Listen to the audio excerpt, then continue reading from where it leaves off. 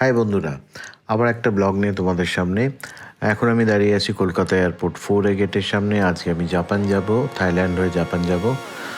চলো যাওয়া যাক। চেক ইন কমপ্লিট হলো। চেক ইন কমপ্লিট হয়ে আমি ওপরে এলাম লাউঞ্জে। লাউঞ্জটা দেখো বেশ সুন্দর সাজিয়েছে। যদিও আমার খাওয়ার কিছু নেই, জাস্ট ওয়েট করব। লাউঞ্জের ভেতরে গিয়ে একটু বসবো, বসে তারপর ফ্লাইটের জন্য স্টার্ট করব। কলকাতা এয়ারপোর্টে যেটা সবচেয়ে অদ্ভুত লাগে যে লাউঞ্জে যে খাবারগুলো থাকে কোনো বৈচিত্র্য নেই। সব খাবারই আমি লাস্ট মান্থে যখন ফ্লাই করলাম তখনও যা খাবার একই, মানে নতুন কোনো ডিশের ওই সালাদ, ওই কুলচা, ওই চিকেন স্যান্ডউইচ সেম, নতুন কোনো কিছু নেই। তো আমি যেহেতু বাড়ি থেকে খেয়ে এসেছি, খাওয়ার কোনো ইচ্ছে নেই।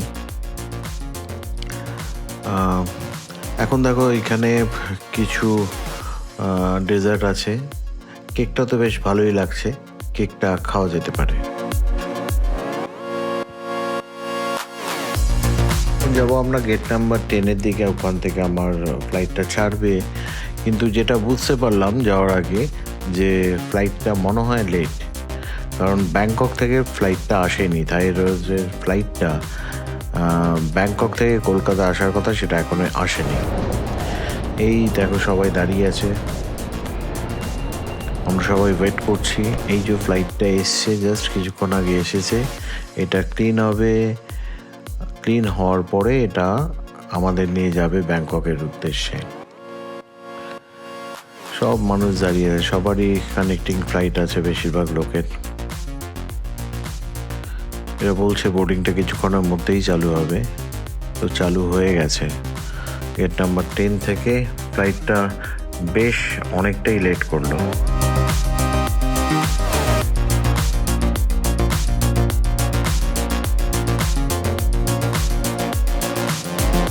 এখন বাজে 3:05, 2টোর সময় ছাড়ার কথা ছিল, প্রায় 1 ঘন্টা 5 মিনিট লেট। প্রচণ্ড ঘুম পাচ্ছে, একটু ঘুমিয়ে নেবো। ফ্লাইট মোটামুটি খালি। ঘুম থেকে উঠে আবার তোমাদের সাথে দেখা হচ্ছে।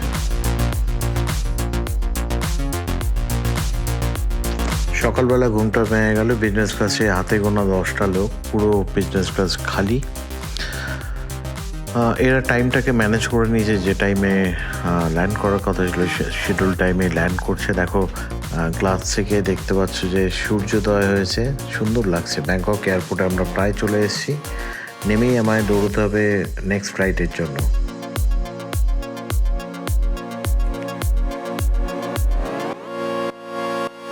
এখন পা চালিয়ে যেতে হবে নারীটার ফ্লাইটটা ধরার জন্য।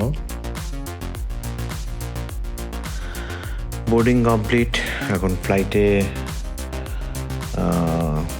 এন্ট্রি করব। খিদেও পেয়েছে জোর, যেহেতু রাত্রে খাইনি, এখন সকালবেলাতে খিদে পেয়েছে জোর। এর সিটগুলো অনেক বেশি ওয়াইড, এই ফ্লাইটের সিটগুলো, এবং ইন্টেরিয়রটা খুব সুন্দর। আমার সিট নাম্বার হচ্ছে 18A। আমি এখন 18A সামনেই দাঁড়িয়ে আছি। তো এটা হচ্ছে সিট। এমিরেটস আর থাইয়ের ইন্টেরিয়রটা একটু আলাদা। এটা অটোমেটিক রিমোট সিস্টেম। একটা স্লিপারও রাখা আছে, হোয়াইট স্ক্রিন। সকালের ব্রেকফাস্ট চলেছে, ফ্রেশ ফ্রুটস, ইয়োগার্ট, ব্রেডটা দিচ্ছে, আর জ্যাম অ্যান্ড জেলি।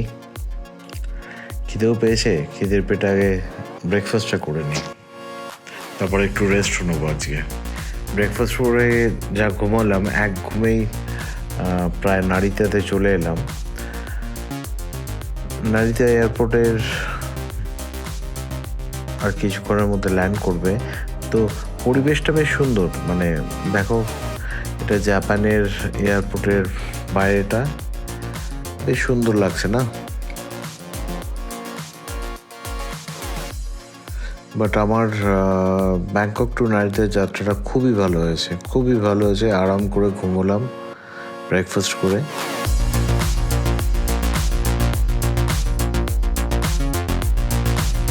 ছোটোবেলা থেকেই জাপানে আসার ইচ্ছা ছিল।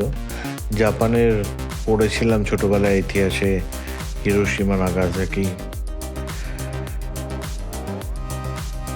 সেই ইতিহাসের সুবাদে ইচ্ছে ছিল যে জাপানে আসবো। তো এটা হচ্ছে ইন্টারন্যাশনাল অ্যারাইভেল।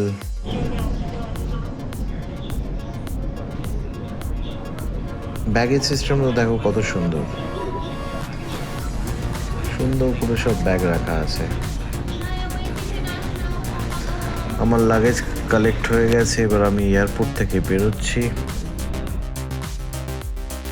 তো আমার জন্য ড্রাইভার ছিল, ড্রাইভার বাইরেই দাঁড়িয়ে ছিল, অপেক্ষা করছিল। তো গাড়িতে উঠে গিয়ে অ্যাকচুয়ালি কী হয় যে এত টায়ার্ড ছিলাম যে আর ভিডিও আর করা হয়ে ওঠেনি। তো গাড়িতে উঠেই ভিডিওটা আবার করছি। এখানে গাড়িতে ড্রাইভারদের এরকম আই কার্ড দেওয়া থাকে।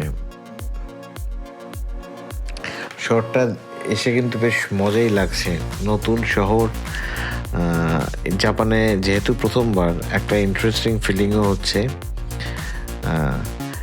রাস্তাঘাট দেখেছো একদম ক্লিনলিনেস, দেখো কতটা ক্লিন।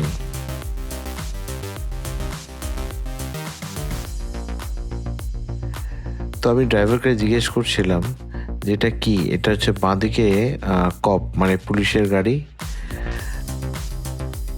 চেকপোস্টটা দেখো, গাড়িটার স্পিড আছে 90 কিলোমিটার, অটোমেটিক্যালি চেকপোস্টটা খুলে গেল। বাঁদিকে লেখা আছে ওয়েলকাম টু জাপান। তো আমি হোটেলে প্রায় চলে এসেছি। আমি আছি টোকিও ম্যারিয়েটে।